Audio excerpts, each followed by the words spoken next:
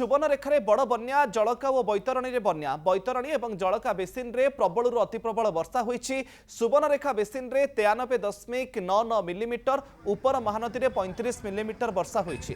Mayurbhanj जिलार 13टी block रे 100 millimetre वर्षा होईछि। फल गालडीही gate खोल जाइछि। एथिपई सुवर्णरेखार बड़ बन्यार आशंका सृष्टि होईछि। बुढ़ा बलंग को भी विपद अच्छी। जलका विपद संकेत उपर प्रभावित होउछि। बैतरणी बेसिन आखुआपदारे विपद संकेत उपर अछि। सेठारे भी बन्या हेलाणी। जलसंपद विभागर सर्वोच्च जंत्री चंद्रशेखर पाढ़ी यह सूचना देइछन्ति।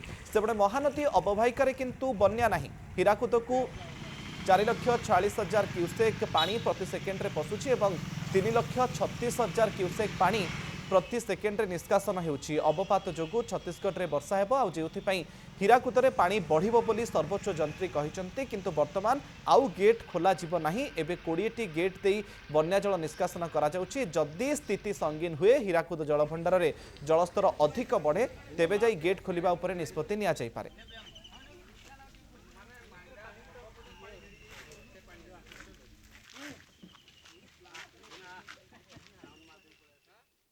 वर्तमान सुवर्णरेखार जो कैचमेंट एवरेज जोटा मुझे आपको जनइली देखिए जे गतकाली जो वर्षा होती प्राय 13टा ब्लॉक रे मयूरभंज जिलार 13टा ब्लॉक रे 100 mm रु अधिक वर्षा होती। तेणुक यार जो इम्पैक्ट अच्छी सेटा आम रिसीव करवा आरंभ कलुनी। आमर आदित्यपुर रे ऑलरेडी डेंजर लेवल रे ऊपर अच्छी। यही वर्षा द्वारा गालुडी जोटा अच्छी गालुडी मध्य गेट खोलाई। वेस्ट बेंगल भी गतकाली रेड अलर्ट थिला। सो तार सम्मिश्रण रे आमर सुवर्णरेखार गोटे आम बन्या आशंका करुचु जोटा कि तार पीक फ्लड आगामी काली दिन 10टा रे पास कर राजघाट आ तार लेवल हम 11.7 मीटर बोली आम आकलन होती। जो कि आमर 10.36 मीटर हूँ डेंजर लेवल।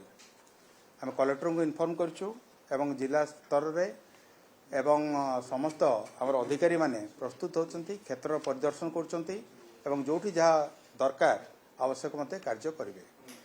तो ये बन्याटा मुझे जोटा कहली आसंता काली आसब। देन आम बुढ़ा बलंगट जोटा अच्छी 63 mm वर्षा होती सेटा मध्य तार इफेक्ट रे आमे जदिव पूर्ण भाव में आम आकलन करूँ तथा गोटे बन्यार आशंका रोची बुढ़ा बलंगरे आमर ऑलरेडी एथिरे जोटा अच्छी गोविंदपुर रे सेटा माने वार्निंग लेवल टू तले अच्छी किंतु आगामी समय सेटा बढ़ियार संभावना अच्छी। तापर आसवा आमर जलकार ऑलरेडी आमर डेंजर लेवल रू ऊपर अच्छी।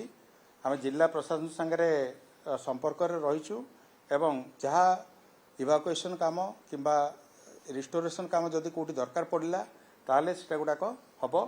बर्तमान सेठी लेवल अच्छी 7.20 मीटर जो जिते कि आमर डेंजर लेवल हूँ 6.5 मीटर। यहाँ हूँ जलकार।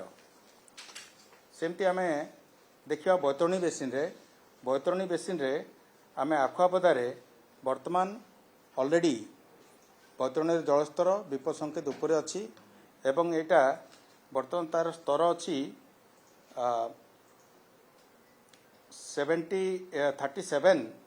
38.22 मीटर जोटा कि आमर विपद संकेत ठारू अल्प कम गत माने 10टा बेले जोटा निया बट एटा एक्सपेक्टेड जे वर्तमान सुधा विपद संकेत पार हो।